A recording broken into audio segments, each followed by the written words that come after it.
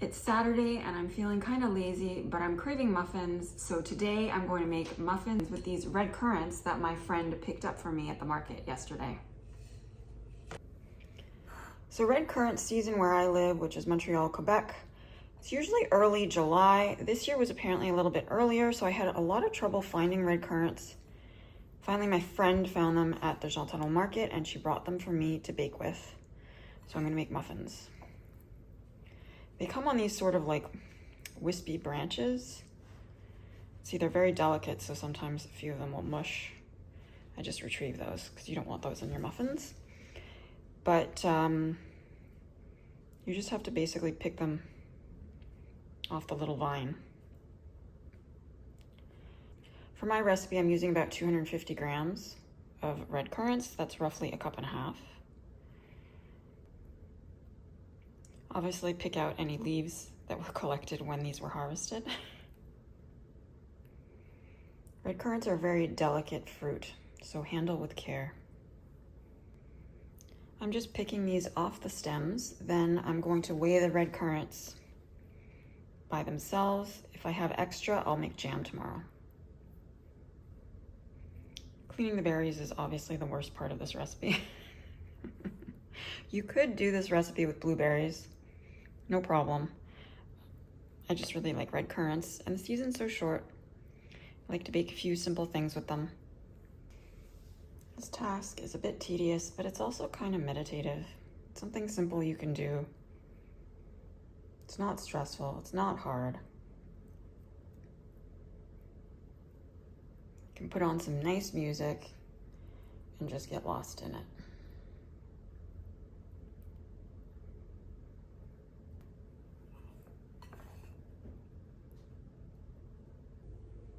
Okay, I've picked through my red currants, so now I'm just going to double check that I have the right amount.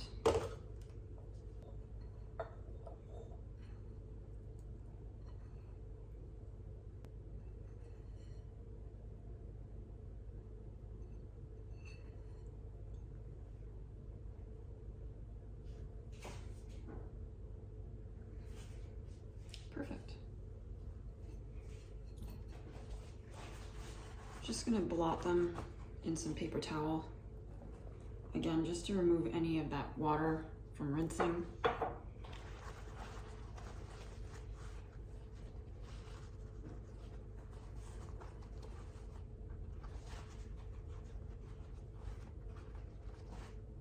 I'm gonna let those hang out for a little while. Most muffins will use a 2-bowl technique. So you're gonna mix the wet ingredients in one bowl or measuring cup, and then you're gonna do the dry ingredients in another, and then you're gonna combine the two before folding in the fruit. So that's what we're gonna do right now.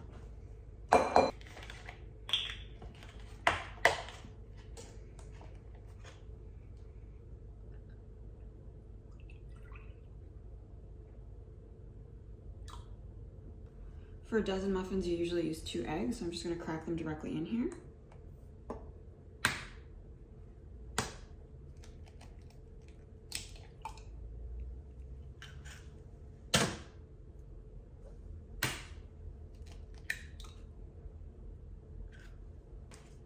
I'm making a vanilla muffin, so I'm just adding 1 teaspoon of vanilla.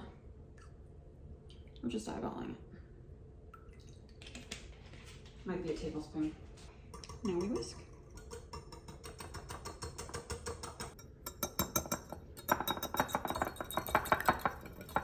I'm actually using a slightly different method than the usual 2-bowl method. So I'm actually going to incorporate the sugar with the flour and the leavening agents and the salt. And I'm gonna work the butter directly in here, sort of like when you're making pie crust or biscuits or anything like that, scones. You work the dry ingredients, the sugar, with the butter first, then you add the wet ingredients. I find it's easier than adding melted butter to the wet ingredients because I find usually the milk, for example, is from the fridge and it's cold, and then the butter clumps and it doesn't get mixed into the muffins evenly. So this way you know your butter will be evenly incorporated before you add in your wet ingredients.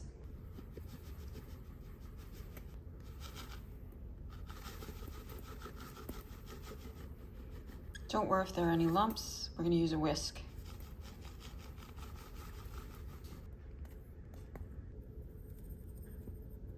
I like to use a Danish dough whisk to whisk my dry ingredients, but also to incorporate the wet ingredients. I find it mixes ingredients better than a regular whisk.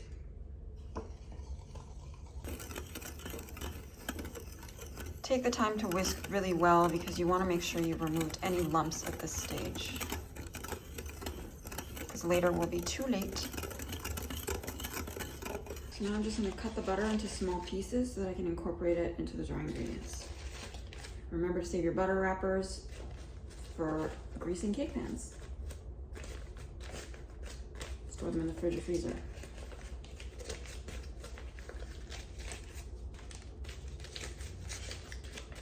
I'm using my butter scraps.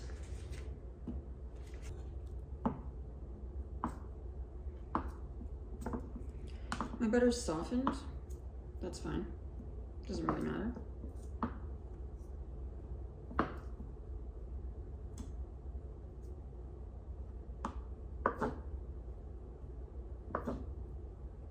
My bowl is set on a kitchen scale so that I can weigh the butter as I'm cutting it.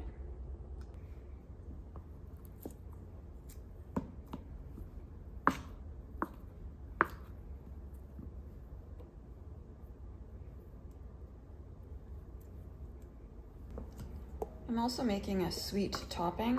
It's like a sugar crust for my muffins.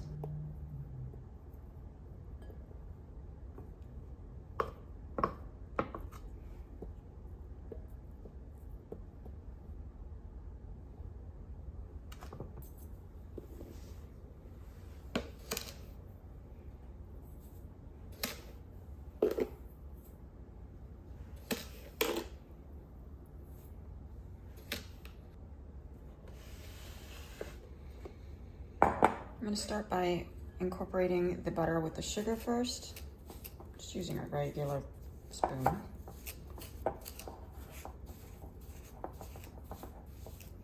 And then I'll work in the flour. And then I'll garnish each muffin with a little bit of this sugary topping and some sliced almonds. I prefer making streusel or like a little bit of a sugar crust like this rather than glazing muffins. Sometimes I do glaze muffins, like a lemon muffin or an orange muffin, because I find that glaze can really give you an extra hit of citrus flavor, but for muffins like this, I like to keep it simple. Do all the work before the muffins go in the oven so that when they're baked, you can just sit down with a cup of coffee and eat your muffins.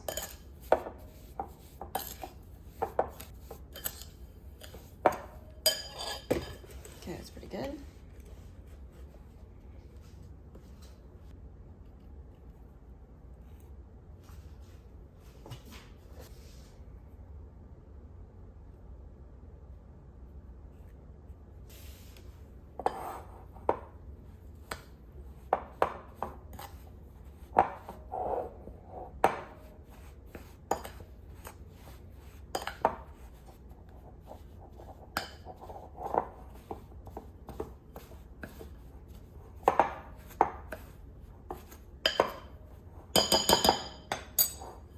Go in with my hands. It's gonna be faster.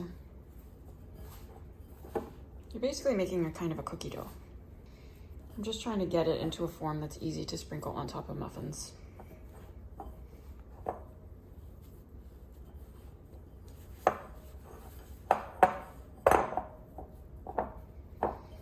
There you go. It's pretty good. It's a very small amount because you only have 12 muffins, and there's a limit to how much you can put on each muffin, honestly. Back to this guy, since my hands are already dirty. Let's do this. So I'm tossing all the ingredients together, and then I'm just gonna work the butter into the dry ingredients.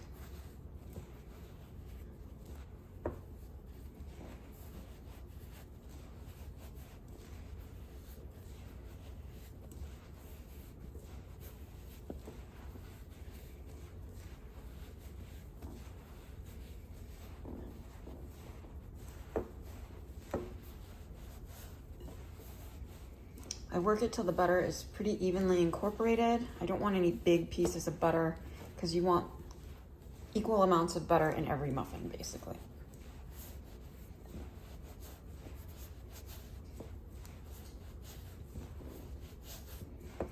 You can use the sanding method like this, rubbing the mixture between your palms. This technique is very similar to the reverse creaming method, where you start with your dry ingredients and your sugar in your mixer bowl, you work in the butter, and then you add in your liquids. So this is perfect. See, it's very fine. Just keep working it, tossing it just to search for any clumps of butter. As you can see, the butter is pretty evenly incorporated. So now I think we can go in with our wet ingredients.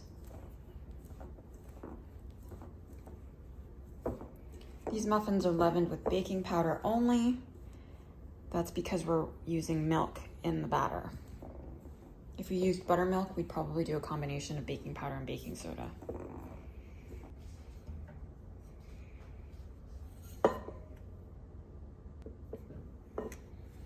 Okay, now we're gonna use the Danish dough whisk again.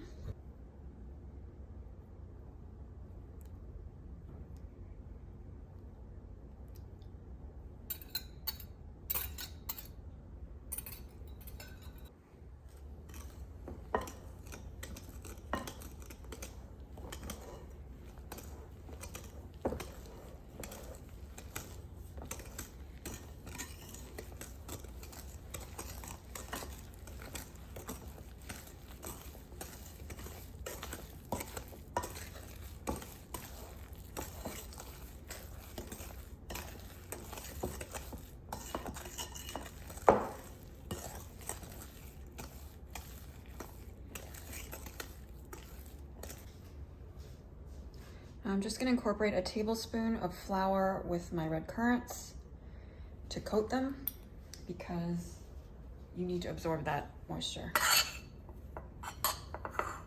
The flour also helps anchor the red currants in the batter so they don't all sink to the bottom.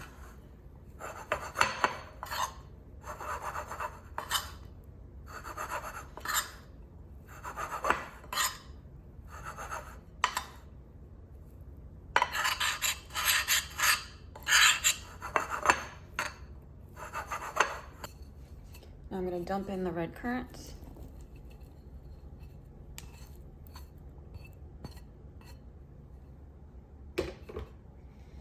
Sort of fold them in.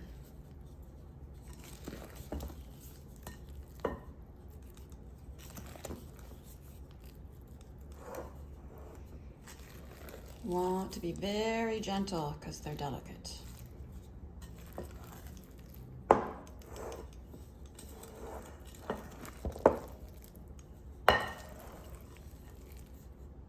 I like to line my muffin pan with muffin papers. These are basically cupcake liners. You could also use some baking spray on your muffin pan. I just find muffin papers are easier.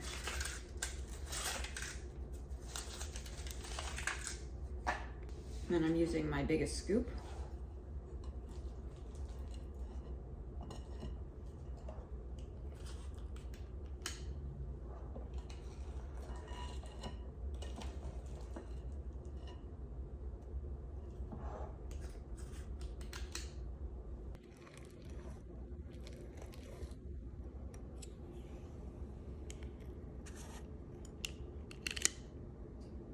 I did a poor job of dividing my muffin batter, so I'm just gonna go back, even them out.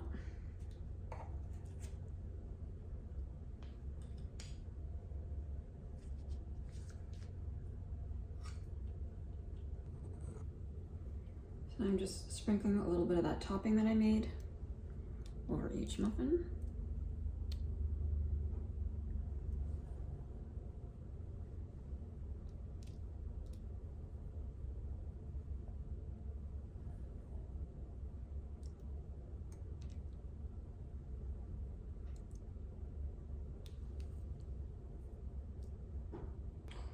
Now I'm just going to sprinkle the tops with a little bit of sliced almond.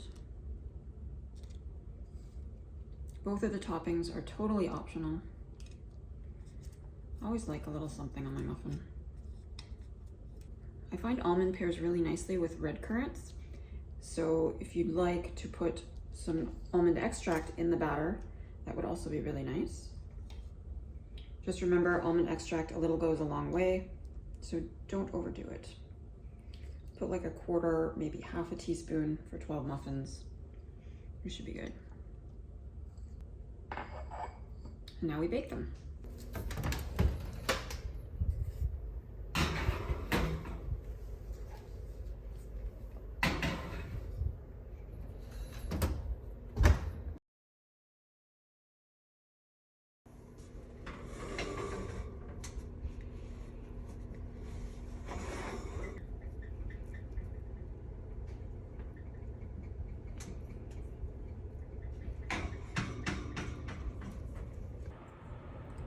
Just gonna double check the edges don't stick.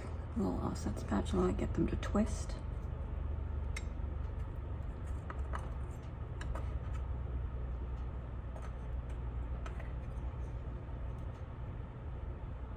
So now I've loosened all the muffins. So they should come out of the pan. I'm gonna let them sit for 5 minutes just to firm up a bit, and then I'm gonna transfer them to wire rack to cool.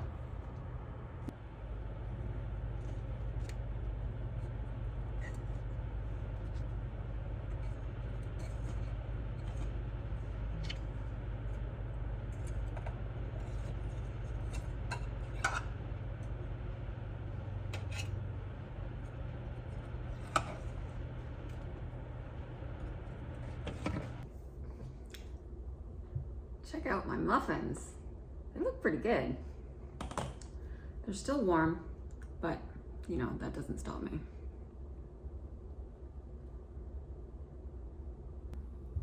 This red currant muffin recipe does have quite a bit of sugar. That bugs some people because muffins people assume will be healthy or lower in sugar at the very least. But in this case, I find it works really well to have a sweeter muffin because the red currants are so acidic that you want that vanilla sweet muffin batter to balance out that sour taste. The extra sugar in this muffin also helps to keep it moist, fluffy, and soft, which I quite like when my muffins are like soft and cakey, personally. The crumble topping is not as distinct anymore, but what that does is it creates a crispy, sugary muffin top, which is a nice contrast with the fluffy, cakey inside. They're golden brown on the bottom, and they smell extremely vanilla-y, and they are quite plush.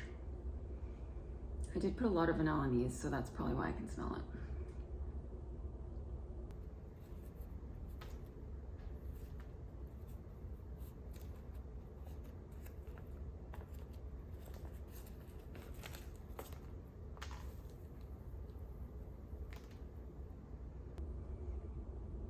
They're very moist and soft inside.